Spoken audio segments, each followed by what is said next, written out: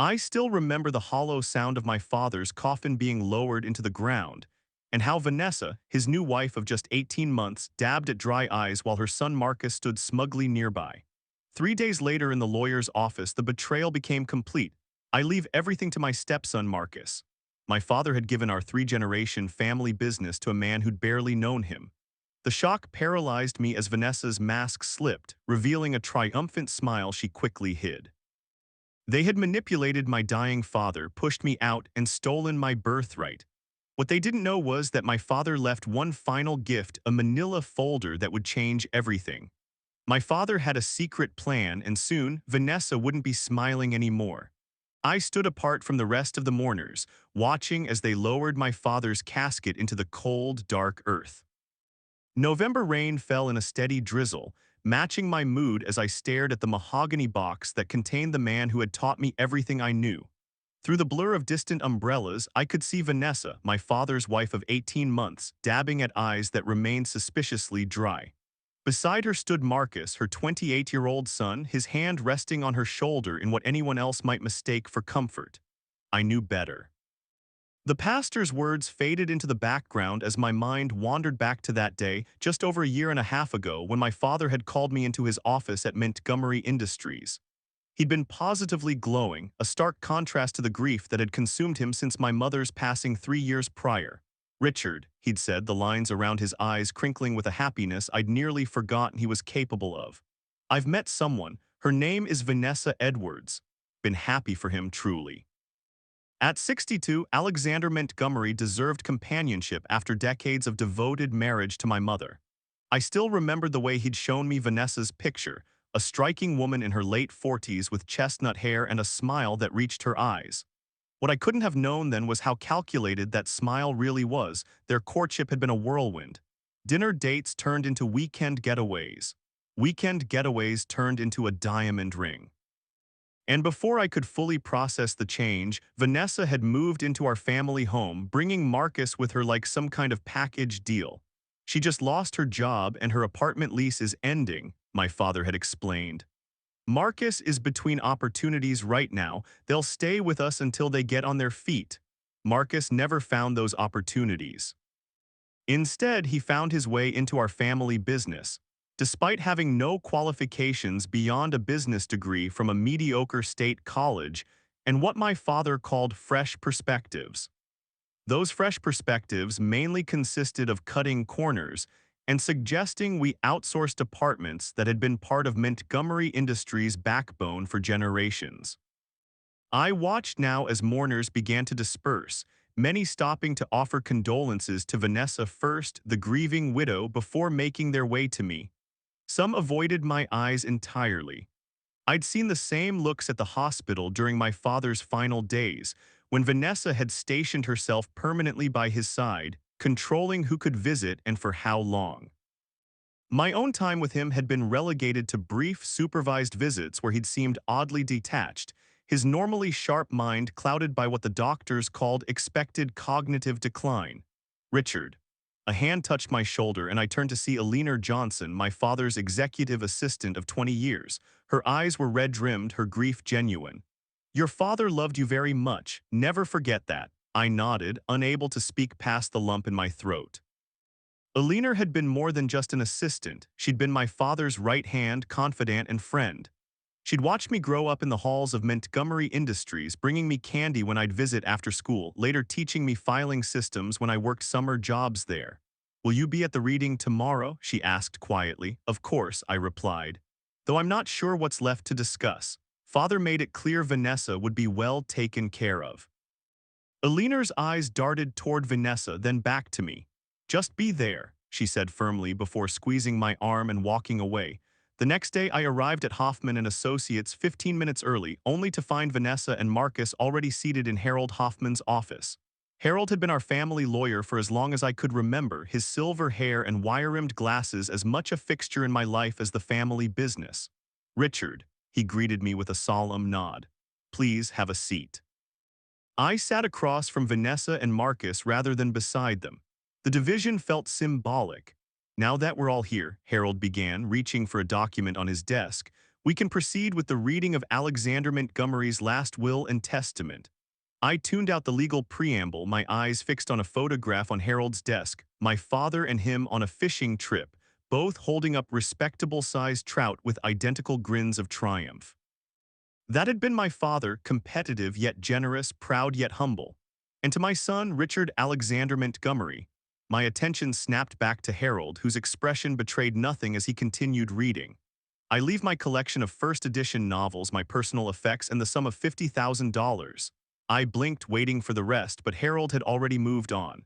To my beloved wife, Vanessa Montgomery, I leave our family home and the sum of $1 million. The room seemed to tilt slightly. This couldn't be right. My father and I had built Montgomery Industries together. After college, I'd started at the bottom, working my way through every department. For 15 years, I'd poured everything into the company, turning down offers from competitors, sacrificing relationships and personal time. The succession plan had always been clear. And finally, Harold continued, his voice oddly flat, I leave the entirety of my controlling interest in Montgomery Industries, including all associated assets and properties, to my stepson Marcus Edwards. The words hit me like physical blows. Marcus's sharp intake of breath feigned surprise, and Vanessa's delicate gasp of "Oh, Alexander" barely registered through the roaring in my ears. This can't be right, I said, my voice sounding distant even to my own ears. My father would never. I assure you, Richard, this document was prepared at your father's explicit request, Harold replied, though something in his eyes didn't match his professional tone.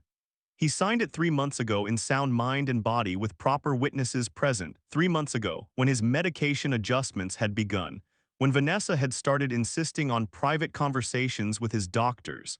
I know this must come as a shock, Vanessa said, her voice dripping with practiced sympathy. Alexander wanted to tell you himself, but his condition deteriorated so quickly. I looked at her, really looked, and caught the briefest flash of triumph in her eyes before she lowered them demurely. Marcus has been learning so much about the business, she continued. Alexander saw his potential. He felt you might be happier pursuing other interests. Marcus didn't even have the decency to look uncomfortable. Instead, he straightened his Italian silk tie, purchased with my father's money, and said, I intend to honor your father's legacy, Richard. You'll always have a place at Montgomery Industries if you want it.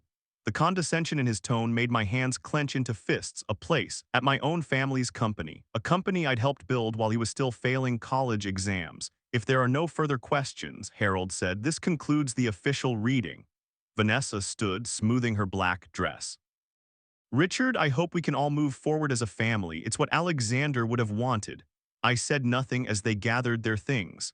Marcus was already on his phone, no doubt eager to stake his claim at the company offices. They left without looking back, the door closing behind them with a soft click that felt as final as the closing of my father's coffin. Richard, Harold said after a moment. The door opened again, cutting him off. Eleanor stepped in, her face grim. They're gone, she said, looking between us. Richard, there's something you need to see, Harold said, reaching into his desk drawer. Eleanor moved closer. Your father wanted you to have this privately, she said, taking a manila folder from Harold and placing it in my hands. He said when the time came, you'd understand. I waited until I was alone in my apartment that night to open the folder. My hands trembled slightly as I spread the contents across my kitchen table. What I found made my blood run cold. The first document was a background report on Vanessa Edwards, compiled by a private investigator. It detailed 3 previous marriages, each to wealthy men significantly older than her. 2 had ended in divorce, with Vanessa walking away with substantial settlements. The 3rd husband had died after a short illness, leaving Vanessa a sizable portion of his estate. Marcus appeared in the report as well. No criminal record, but a history of failed business ventures and mounting debts that mysteriously disappeared around the time Vanessa married my father. There were screenshots of social media posts that had since been deleted, showing Marcus flaunting expensive purchases just days after his mother's marriage to my father. I poured myself a whiskey and kept reading. The next document was a copy of my father's medical records from 6 months ago. His doctor had noted excellent cognitive function and had written, patient shows remarkable clarity and insight for a man his age. Yet 3 months later, after Vanessa insisted on changing doctors, the new physician documented significant cognitive decline and diminished capacity for financial decision-making. The final item in the folder was a handwritten note from my father. Richard, if you're reading this, then my suspicions were correct. This is only the beginning. There's more in the safe behind the painting in my study. The combination is your mother's birthday. Trust Eleanor and Harold, no one else. I'm sorry for what's coming, son. My father's signature, still strong and steady, stood in stark contrast to the allegedly diminished man who had signed away our family legacy. I tried calling Harold immediately, but it went to voicemail. I left a message asking him to meet me at my father's house. My house now, I supposed, first thing in the morning. Then I called Eleanor. I've seen the folder, I told her when she answered. Your father suspected them almost from the beginning, she replied, her voice low, but he needed proof. Why didn't he just divorce her? He was afraid of what she might do if cornered. These people are dangerous, Richard. Your father was playing a long game. The next morning, I met Harold at the house. Vanessa was thankfully absent, having mentioned at the will reading that she would be settling affairs with her financial advisor. We don't have much time, Harold said as we climbed the stairs to my father's study. Legally, this house is hers now. We shouldn't be here. It's still my house until the will clears probate, I countered, moving toward the large oil painting of the Montgomery Industries founding headquarters. Behind it was a wall safe I'd known about my entire life. I entered my mother's birthday and the safe clicked open. Inside was a leather portfolio and a small digital recorder. I took both and closed the safe, replacing the painting just as we heard the front door open. Richard, Vanessa's voice called from the foyer.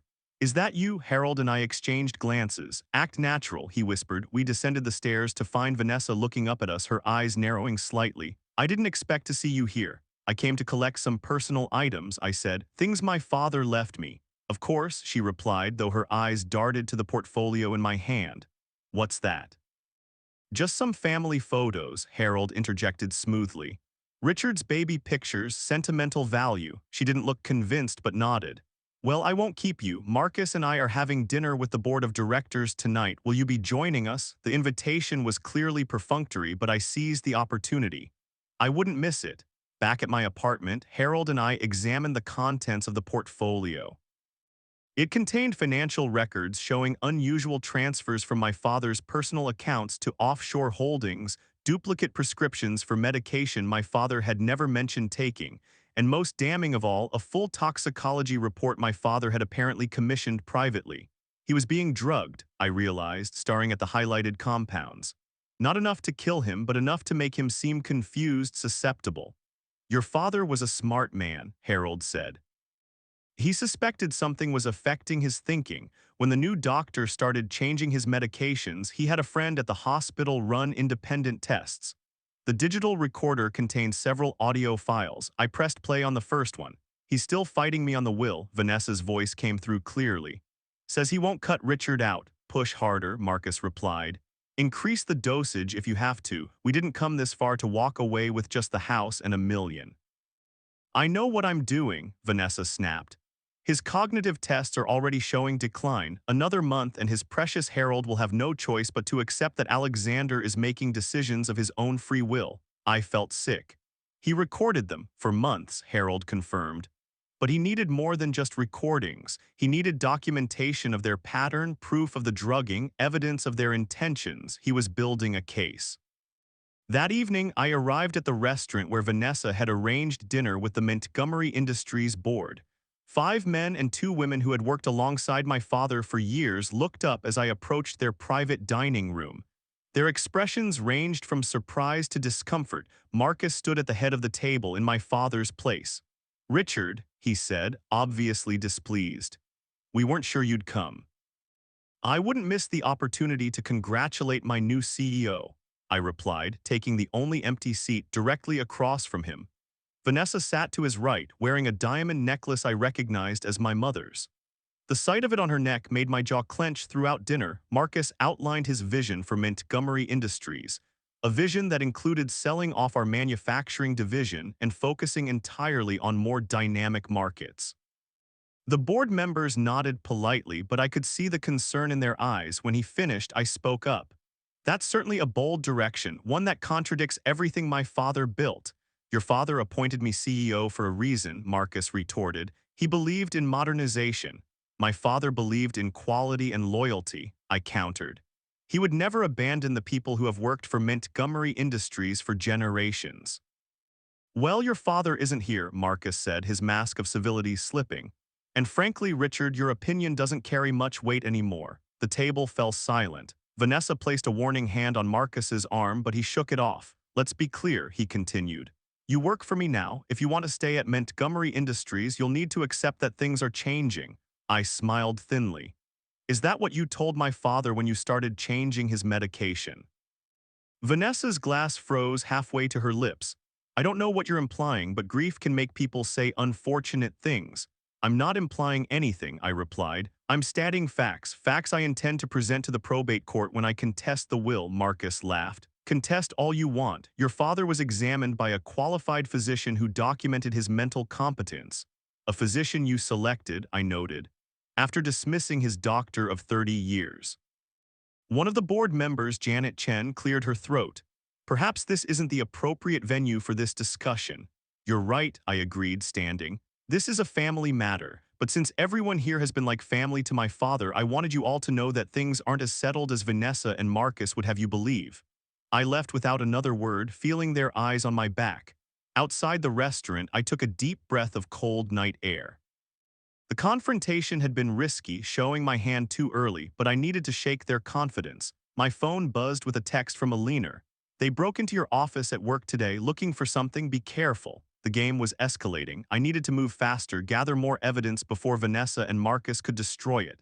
I headed for my car, unaware that I was being followed until I heard footsteps quickening behind me. You think you're so smart. Marcus's voice was colder than the night air. Just like your pathetic father. I turned slowly to face him. Don't talk about my father. Your father was a fool who couldn't see what was right in front of him, he sneered, stepping closer. And now you're making the same mistake. We've won, Richard. Walk away while you still can. Or what? Accidents happen, he said with a shrug. They happened to your father. They could happen to you too. The confession hung in the air between us. He realized his mistake immediately, his face hardening.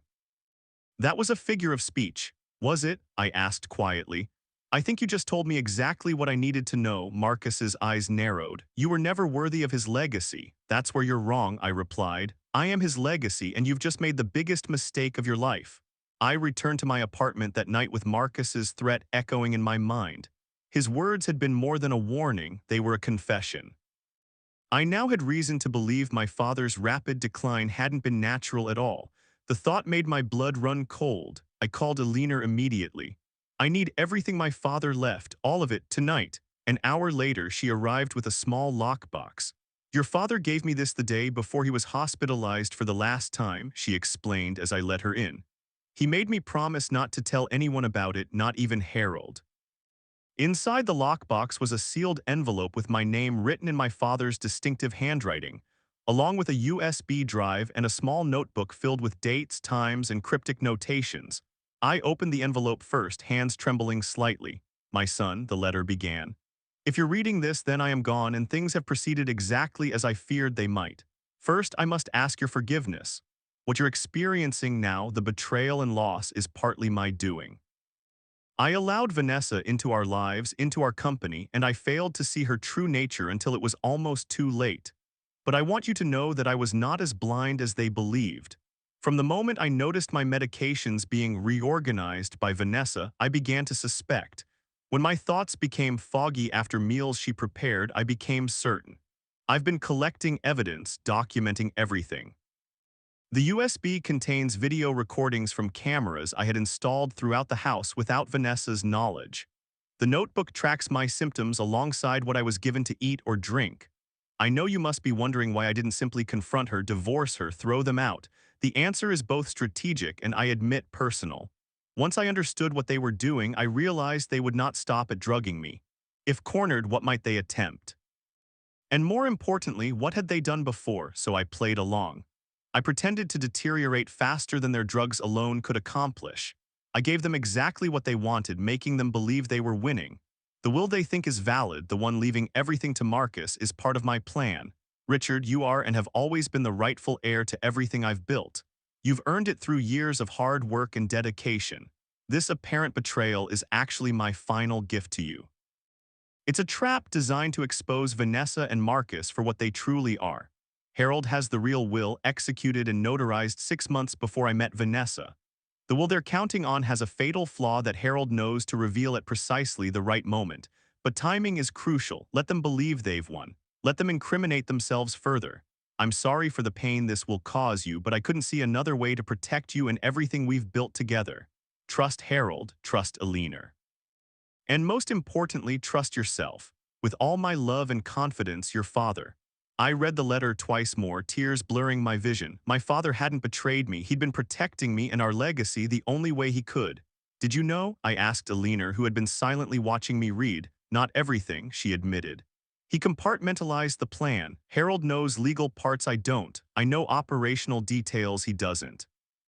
Your father wanted to ensure no one person could unintentionally reveal too much. I plugged the USB drive into my laptop. It contained dozens of video files organized by date. I clicked on one at random and saw footage from what appeared to be a hidden camera in my father's study.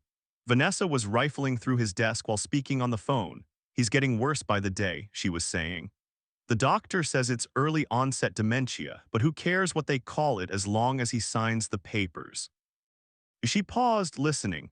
Of course Marcus is on board. This was his idea from the beginning. I clicked another file. This one showed Vanessa emptying capsules into my father's evening tea, stirring carefully before taking it to him. My God, I whispered. They were poisoning him.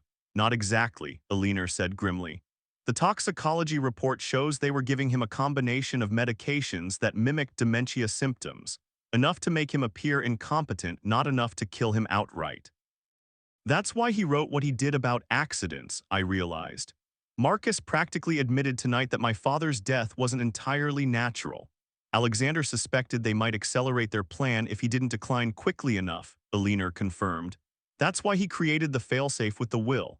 I spent the next several hours going through the videos, the notebook, and discussing strategy with Eleanor.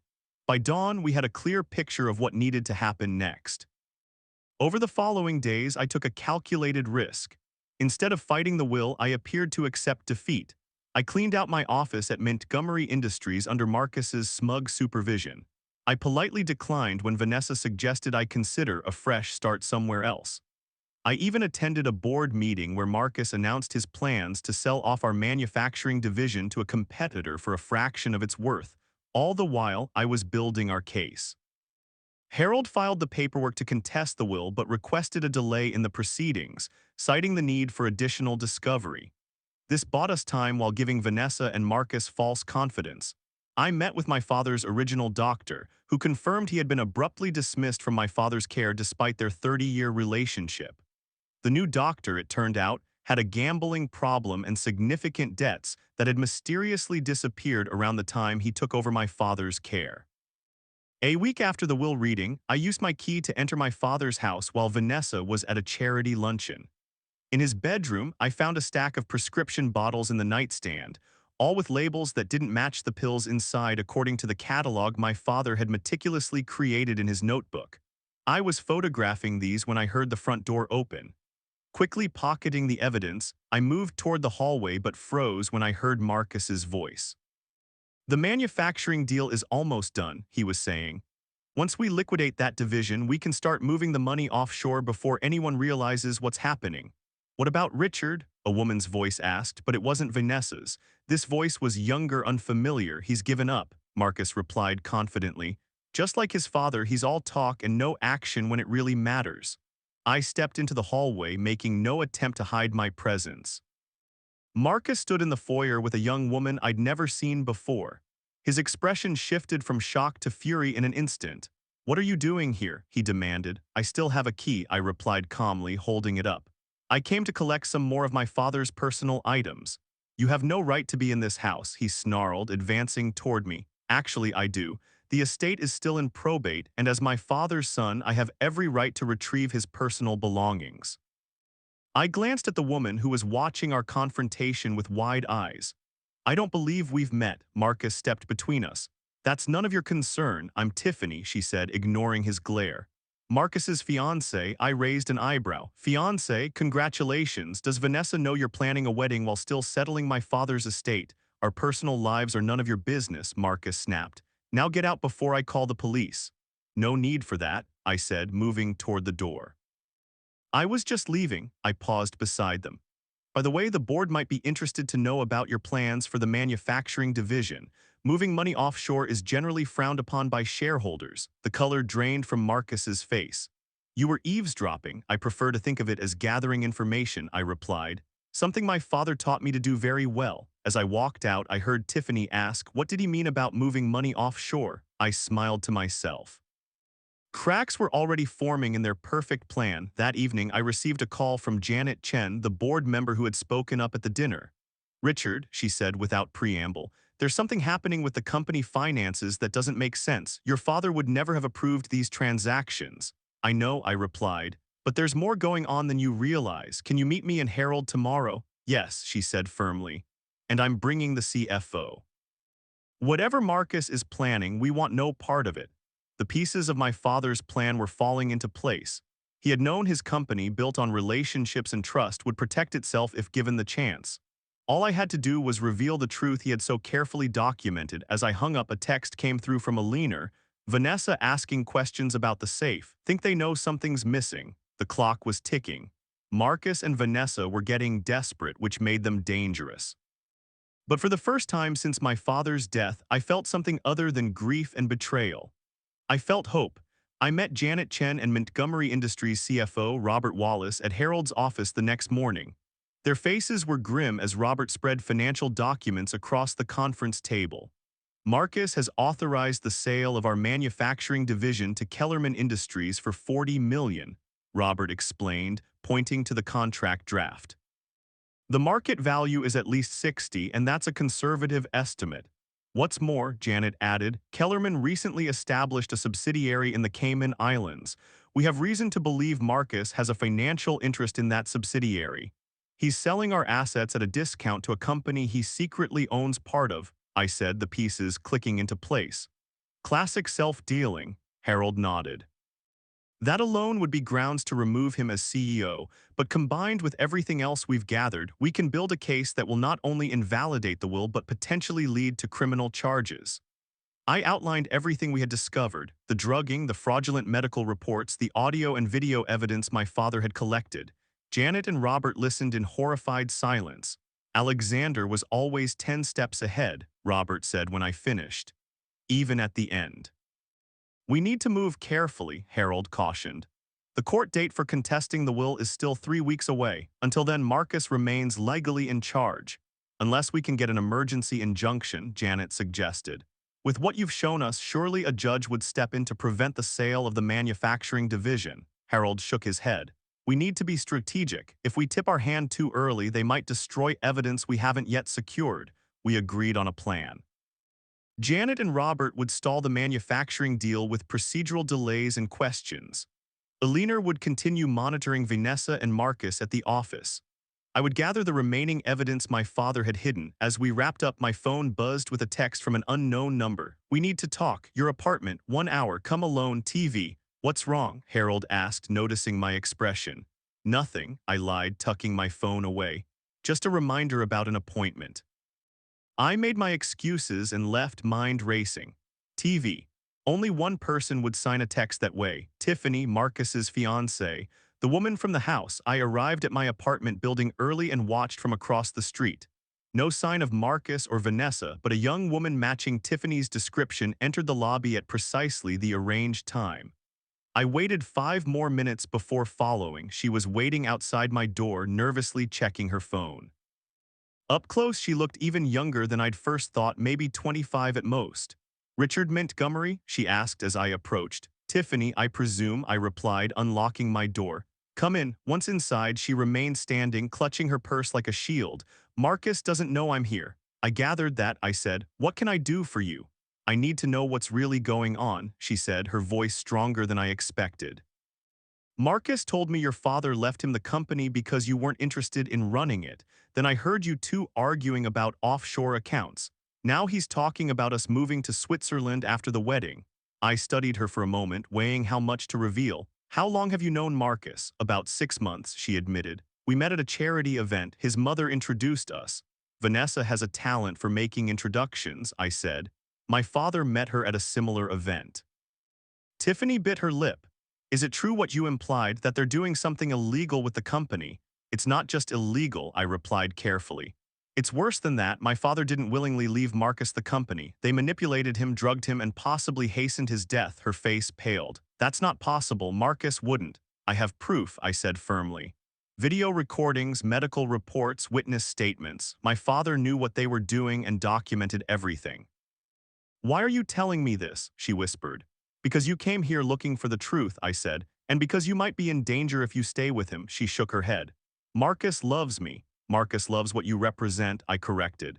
Let me guess, wealthy family, trust fund, connections he wants access to. The look on her face told me I'd hit the mark. I pressed on. Has Vanessa been especially interested in your family's business dealings, your financial arrangements? She asked about my inheritance, Tiffany admitted. Said it was important that Marcus and I have financial compatibility. They're using you, I said bluntly, just like they used my father. Tears filled her eyes. I thought he was different, special. I softened my tone. I'm sorry, I know this isn't easy to hear. She wiped her eyes, straightening. I need to see this proof. I hesitated, then made a decision. Some of it I can show you. I retrieved my laptop and played one of the videos showing Vanessa tampering with my father's medication while Marcus watched. Tiffany's hand covered her mouth. Oh my God.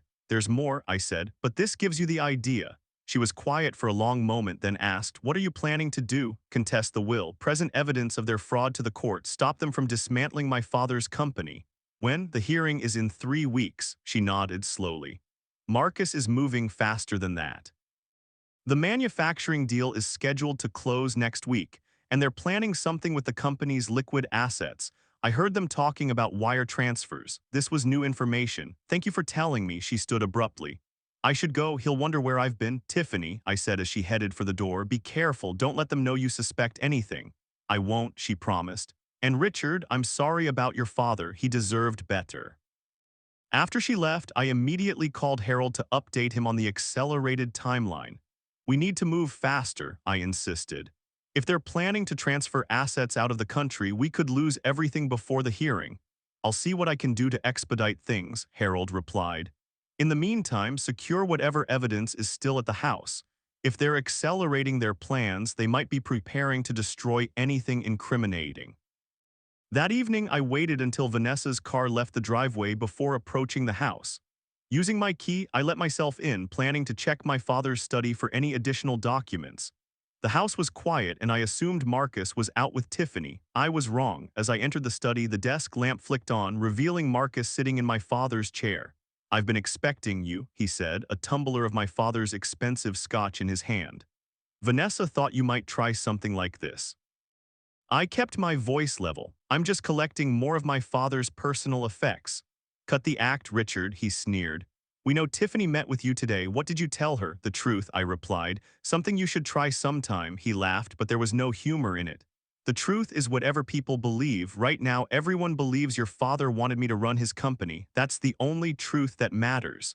Not for long, I said. The board is already asking questions about your manufacturing deal. A flash of concern crossed his face before he masked it. A few procedural hiccups, nothing I can't handle. And the offshore accounts, I pressed. How will you explain those? He set down his glass and stood. You know, I almost feel sorry for you. Always the dutiful son, following daddy's rules, waiting for your turn, but some of us make our own opportunities. By drugging old men and stealing their companies, I asked coldly. That's not opportunity, that's criminal. Prove it, he challenged. Your father's medical records show progressive cognitive decline. His doctor documented his diminished capacity. The will was properly executed and witnessed. That's the thing about evidence, I replied. My father collected quite a bit of it before he died. For the first time, uncertainty flickered in Marcus's eyes. You're bluffing. Am I? I moved toward the bookshelf where I knew my father kept family photo albums. These are mine under the will. I'm taking them now. Stay where you are, Marcus ordered, pulling open the desk drawer. My blood ran cold when he removed a small handgun. What are you doing? Protecting what's mine, he said, voice eerily calm. You know, home invasions are tragically common these days. A grieving son, distraught over his father's death and his lost inheritance, breaks in and surprises the new owner. In the struggle, the gun goes off. You won't get away with this, I said, eyes fixed on the weapon. People know I'm here. No one knows you're here, he countered. Your car is parked 2 blocks away. I saw you sneaking in like a thief. My mind raced. Alina knew I was planning to visit the house, but not exactly when. Harold wouldn't expect to hear from me until morning. I needed to buy time. Killing me won't solve your problems, I reasoned. The board is already suspicious. My death would only raise more questions. Not if it looks like suicide, Marcus replied. The son who couldn't handle losing his inheritance.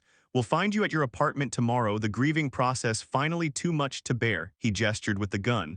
Move toward the window. I wanted to look like we struggled before I was forced to defend myself. I took a step backward instead. You've thought this through, he smiled coldly. Vanessa and I plan for contingencies. Your father's death wasn't exactly natural either, though we were more subtle there. The confession sent a chill down my spine, but it also confirmed what we'd suspected. If I could just record him, get him to admit it again. Slowly, I reached into my pocket where my phone was still running the recording app I'd activated before entering the house. What did you do to him? Increased his medication until his heart couldn't take it, Marcus said dismissively. The doctor was quite cooperative after we helped with his gambling debts. And now you'll kill me too, I said, stalling. It's nothing personal, he replied, just business. The sound of the front door opening made us both freeze. Marcus, Vanessa's voice called, are you home? The dinner ended early. Marcus's eyes narrowed. Don't make a sound, he whispered, gesturing with the gun. We'll wait until she goes upstairs, then finish this quietly. But Vanessa's footsteps were heading toward the study. Marcus quickly tucked the gun into the back of his waistband as the door opened. There you are, she said, then stopped short when she saw me. Richard, what an unpleasant surprise, he broke in, Marcus said quickly. I caught him trying to steal from the study. I have a key, I countered, and I'm collecting my inheritance, the photo albums. Vanessa's eyes darted between us, sensing the tension. Marcus, why don't you call the police? Let them sort this out. No need, he replied. Richard was just leaving, weren't you? I looked at Vanessa, wondering if she knew what Marcus had been planning. The calculation in her eyes suggested she did. They were both killers and I was standing in their way. Actually, I said, I think calling the police is an excellent idea. I have some things they should hear. I managed to leave the house that night with my life but without the photo albums. Vanessa had diffused the immediate danger by staying in the room, making it impossible for Marcus to follow through on his plan. As I drove away, I called Harold and updated him on everything, including Marcus's confession that was now recorded on my phone. This changes everything, Harold said. We need to move up the timeline. I'll file for an emergency hearing first thing in the morning. 3 days later, we sat in Judge Caroline Wright's chambers, a stern woman with 30 years on the bench and a reputation for zero tolerance when it came to fraud. Harold had leveraged connections to get us this preliminary hearing, bypassing weeks of procedural delays. Mr. Hoffman, I've reviewed your emergency petition, Judge Wright said, looking over her reading glasses at Harold. These are serious allegations against the beneficiaries of Mr. Montgomery's will. Yes, Your Honor, Harold replied, and we have substantial evidence to support them. Across the table, Vanessa and Marcus sat with their attorney, Philip Davenport, a shark who specialized in protecting wealthy clients from the consequences of their actions. What we have, Davenport interjected, is a disgruntled son who can't accept his father's wishes. Alexander Montgomery was examined by a qualified physician who confirmed his mental competence before the will was executed. A physician who mysteriously received enough money to pay off considerable gambling debts immediately after changing my father's diagnosis, I pointed out. Judge Wright held up her hand. I'll hear evidence from both sides before making any determinations. The next hour, Harold methodically presented our case, beginning with the background reports on Vanessa's previous marriages, the timeline of my father's decline, and the recorded conversation where Marcus admitted to increasing my father's medication until his heart gave out. When the recording played, Vanessa visibly paled. Marcus leaned over to whisper something to Davenport, who immediately objected. Your Honor, this recording was obtained without my client's knowledge or consent. It's inadmissible. Maryland is a one-party consent state, Harold countered. Mr. Montgomery was a party to the conversation and legally permitted to record it. Judge Wright nodded. The recording stands. Mr. Davenport, your response to these allegations. Davenport launched into a practiced defense, painting me as a jealous son who couldn't accept that his father had found happiness with Vanessa and recognized Marcus's business acumen. He claimed the medications were prescribed legitimately, the offshore accounts were standard tax planning, and my father's decline was natural progression of a condition he had hidden from me. Furthermore, Davenport continued, Mr. Richard Montgomery has demonstrated increasingly erratic behavior since his father's death, breaking into Mrs. Montgomery's home and harassing her son. This petition is nothing more than an attempt to override Alexander Montgomery's clear testamentary intent. Judge Wright turned to me. Mr. Montgomery, Mr. Davenport raises some valid counterpoints. The recording, while troubling, could be interpreted as a tasteless joke rather than an actual confession. I saw Marcus relax slightly, exchanging a confident look with Vanessa. They thought they were winning. Your Honor, Harold said, we have one more witness we'd like to call. She wasn't listed in our petition because she only came forward yesterday, Judge Wright frowned. That's irregular, Mr. Hoffman. It's highly inappropriate, Davenport objected. We've had no opportunity to prepare. The witness has critical information that only came to light after the petition was filed, Harold pressed. She's waiting outside. After a moment's consideration, Judge Wright nodded. I'll allow it, but this better be relevant, Mr. Hoffman. Harold opened the chamber door and gestured. Alina walked in, but she wasn't alone. Behind her came a woman in her 60s wearing a lab coat under her overcoat. Your Honor, Harold said, this is Alina Johnson, Alexander Montgomery's executive assistant, and Dr. Meredith Patel, the pathologist who performed an independent analysis of Alexander Montgomery's tissue samples. Vanessa went completely still. Marcus's face drained of color. What independent analysis? Davenport demanded. The medical examiner ruled natural causes. Mr. Montgomery suspected his medications were being tampered with, Alina explained. He arranged for blood samples to be taken regularly during his final months and stored securely. In his letter to his son, he requested these samples be analyzed after his death. Dr. Patel stepped forward. I completed the toxicology workup 3 days ago. The samples show steadily increasing levels of digoxin, a heart medication Mr. Montgomery was prescribed. However, the levels in the final samples are 3 times the therapeutic dose, well into the lethal range. This is absurd, Marcus interrupted. You can't just bring in random blood samples and claim they're from Alexander. There's no chain of custody. Actually, Alina countered, Alexander documented everything. Each sample was collected by a registered nurse witnessed by me and secured with tamper-evident seals. The collection dates and times match appointments in his calendar. Judge Wright studied Dr. Patel. Doctor, in your professional opinion, could these levels have been reached through accidental misuse of prescribed medication? No, Your Honor, Dr. Patel replied firmly. This pattern indicates deliberate incremental increases designed to mimic natural heart failure. It's consistent with intentional poisoning. The room fell silent. Davenport leaned over to whisper urgently to his clients. Vanessa's carefully composed facade was crumbling as she clutched her designer handbag with white knuckles. Your Honor, Davenport finally said, we request a continuance to examine this new evidence and consult our own experts. Before you rule on that, Harold interjected, there's one more piece of evidence. The will that Marcus and Vanessa are relying on contains a critical flaw that renders it invalid under Maryland law. Now it was Davenport's turn to look concerned. What flaw? Harold produced a document from his briefcase. This is the will executed 3 months before Alexander Montgomery's death, the one that leaves everything to Marcus. You'll notice on page 12, paragraph 3, the attestation clause is incomplete. The witnesses signed, but the required statement that they witnessed Alexander signing in their presence and in each other's presence is missing. Davenport grabbed the document, flipping to the page Harold had indicated. His expression confirmed what we already knew. A simple oversight, Davenport claimed. The intent is clear. Intent isn't enough, Harold countered. Maryland law is specific about attestation requirements. Without the proper clause, this will is invalid. Judge Wright accepted the document, examining it carefully. Mr. Davenport, he's correct. This attestation is deficient, which means, Harold continued, that Alexander Montgomery's previous will, properly executed 6 months before he met Vanessa, remains in effect. That will leaves the entirety of his estate, including Montgomery Industries, to his son Richard. This is a technicality, Davenport protested.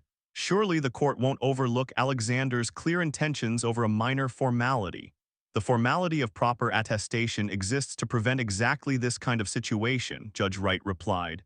To protect testators from fraud and undue influence, Marcus stood abruptly. This is ridiculous. My stepfather wanted me to have the company. He told me so dozens of times. Sit down, Mr. Edwards, Judge Wright ordered. Based on the evidence presented, I'm granting an emergency injunction freezing all assets of Montgomery Industries and the estate of Alexander Montgomery. Furthermore, I'm referring this matter to the District Attorney's Office for Criminal Investigation. Vanessa's composure finally broke. You can't do this. We've done nothing wrong. The evidence suggests otherwise, Mrs. Montgomery, Judge Wright replied coldly. Mr. Davenport, I suggest you advise your clients of the seriousness of their situation. Tampering with medication resulting in death could constitute first-degree murder in this state. As the reality of their situation sank in, Marcus's face contorted with rage. He turned to me. This isn't over. Your father was a fool, and so are you. Mr. Edwards, Judge Wright warned, I suggest you refrain from making threats in my chambers. Bailiff, please ensure Mr. Edwards and Mrs. Montgomery surrender their passports before leaving the courthouse. As they were escorted out, Eleanor squeezed my hand. Your father would be proud, she whispered. Harold gathered his papers, looking satisfied. The formal hearing is still scheduled for 3 weeks from now, but with the emergency injunction in place and the criminal investigation beginning, they won't be able to touch the company or any other assets. I nodded, feeling a complex mix of vindication and grief. My father's plan had worked, but at such a terrible cost. He had sacrificed his final months knowing he was being poisoned to ensure justice would eventually be served. There's one more thing, Eleanor said as we left the chambers. Your father left a video statement with Harold to be played at the formal hearing. He recorded it 2 days before his hospitalization. What does it say? I asked. He wanted to speak to you directly, Harold explained. To tell you himself why he did what he did. He knew how much pain his plan would cause you, and he wanted you to hear his explanation in his own words. For the first time since my father's death, I felt something like peace. The company was secure. Vanessa and Marcus would face justice. And most importantly, I knew my father hadn't betrayed me after all. He had trusted me to finish what he started, to see through the deception to the truth he had so carefully preserved. The formal hearing would bring final legal resolution, but for me the case was already closed. My father's last lesson, perhaps his most important one, had been delivered through adversity and triumph. Never stop fighting for what matters, never give up on the truth, and never underestimate the power of patient, strategic justice. The formal hearing took place exactly 3 weeks later. The interim had been a whirlwind of depositions, evidence submissions, and meetings with the district attorney's office. Marcus and Vanessa had been arrested 5 days after our emergency hearing when they attempted to board a private jet to Zurich despite the court order to surrender their passports. Now they sat on the opposite side of the courtroom, both in expensive suits rather than jail jumpsuits. Having made bail with funds that would soon be seized as ill-gotten gains, the courtroom was packed. Montgomery Industries employees, board members, and even business reporters from the financial press filled the gallery. The story had captured public attention, a cautionary tale of elder abuse and corporate intrigue that played out like a Hollywood thriller. Judge Wright entered, and we all rose. She had requested to preside over the formal hearing, having already familiarized herself with the complex case. Her expression was as stern as I remembered. Before we begin, she announced after we were seated, I want to make it clear that this proceeding has 2 separate but related purposes. First, to make a final determination regarding the legitimate will of Alexander Montgomery. Second, to establish a record that will inform the criminal proceedings against Marcus Edwards and Vanessa Montgomery, which will be tried separately in criminal court. Davenport, still representing Vanessa and Marcus despite the mounting evidence against them, looked resigned. The discovery process had revealed even more damning information, including emails between Vanessa and the corrupt doctor discussing my father's medication adjustments in barely disguised language. Your Honor, Harold began, we have submitted extensive documentation supporting the validity of the April will over the contested July will. However, there is one piece of evidence we have reserved for this hearing, with the court's permission. Judge Wright nodded. Proceed, Mr. Hoffman. Harold signaled to a court technician who wheeled in a television. Alexander Montgomery recorded this statement 2 days before his final hospitalization, with the explicit instruction that it be played during these proceedings. The screen flickered to life and my breath caught in my throat. There was my father seated in his study, looking far more alert and cognizant than he had appeared during his final weeks. He was thin with dark circles under his eyes, but his gaze was sharp and clear. My name is Alexander Montgomery, he began, his voice steady. I am recording this statement on April 17, 2023, of sound mind and body despite attempts to compromise both.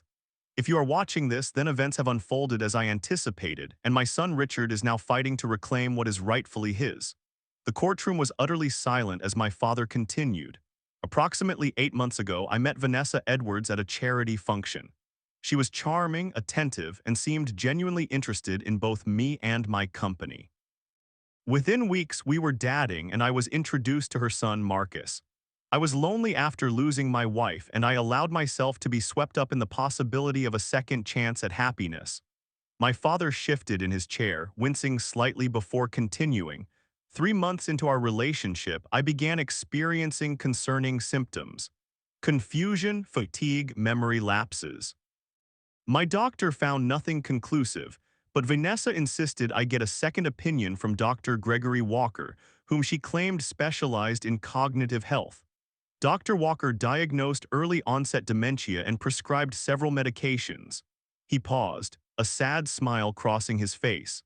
I might have accepted this diagnosis had I not witnessed a peculiar exchange between Vanessa and Marcus one evening when they thought I was asleep. They were discussing accelerating the timeline and ensuring I signed the papers before I became too far gone. Their words, not mine. That night I realized I had invited predators into my home. The camera zoomed in slightly as my father leaned forward. Rather than confronting them immediately, I began my own investigation. I reduced my actual medication intake while pretending to grow more confused. I installed hidden cameras throughout the house. I secured blood samples to track what they were giving me, and I executed a flawed will, one that I knew would not withstand legal scrutiny, leaving everything to Marcus. Vanessa's gasp was audible in the silent courtroom. Marcus stared at the screen, his expression frozen in disbelief. I did this for several reasons, my father continued. First, to collect irrefutable evidence of their crimes. Second, to protect my son from their potential retaliation if they felt cornered. And third, to ensure that when justice was served, it would be complete and irrevocable. He looked directly into the camera, and I felt as though he was looking straight at me. Richard, I know this caused you immense pain, and for that I am deeply sorry. I considered telling you my suspicions, but I could not risk your safety or the success of this plan. Vanessa and Marcus are dangerous people. They have done this before, and they would have gone to extreme lengths to protect their scheme. My vision blurred with tears as he continued. Everything I built for you not because you are my son, but because you earned it. You started at the bottom of Montgomery Industries and worked your way up, learning every aspect of the business. You embody the values that made our company successful: integrity, innovation, and genuine care for our employees and customers. The company is yours by right of both blood and merit. He straightened in his chair, his expression hardening as he turned his attention to the legal matters. To the court, I declare unequivocally that the will dated April 10, 2023, leaving my entire estate to my son Richard Montgomery, represents my true wishes. The subsequent will dated July 23, 2023, was created under duress and as part of my plan to expose Vanessa Edwards and Marcus Edwards for their crimes. It contains a deliberate error in the attestation clause that renders it invalid. My father paused, taking a sip of water before his final statement. I made a terrible mistake in trusting Vanessa and Marcus. I am paying for that mistake with my health and possibly my life. But I refuse to let them take everything I've built and destroy my son's inheritance. This is my final act as CEO of Montgomery Industries and as a father. ensuring that justice is served and that what I built lives on in capable, deserving hands. The video ended and silence hung heavy in the courtroom. Judge Wright cleared her throat, visibly moved despite her professional demeanor. The court will take a 15-minute recess, she announced, after which I will deliver my ruling. During the recess, I stepped into the hallway for air. Janet Chen approached, representing the board members who had come to support me. Your father was an extraordinary man, she said quietly. Even at the end, he was 3 steps ahead of everyone else. I nodded, unable to speak past the emotion constricting my throat. Nearby, I noticed Tiffany sitting alone on a bench, having testified earlier about conversations she'd overheard between Marcus and Vanessa. When court resumed, Judge Wright wasted no time.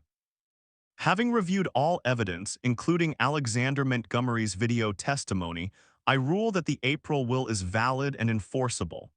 The July will is invalid due to improper attestation, which given the circumstances appears to have been a deliberate safeguard created by the testator. She continued, therefore, Richard Montgomery is the rightful heir to the entirety of Alexander Montgomery's estate, including all shares and interests in Montgomery Industries. Furthermore, this court orders a full accounting of all assets transferred by Vanessa Montgomery and Marcus Edwards since their association with Alexander Montgomery began. Vanessa stood suddenly. This is outrageous. I was a loving wife. Alexander wanted to provide for me.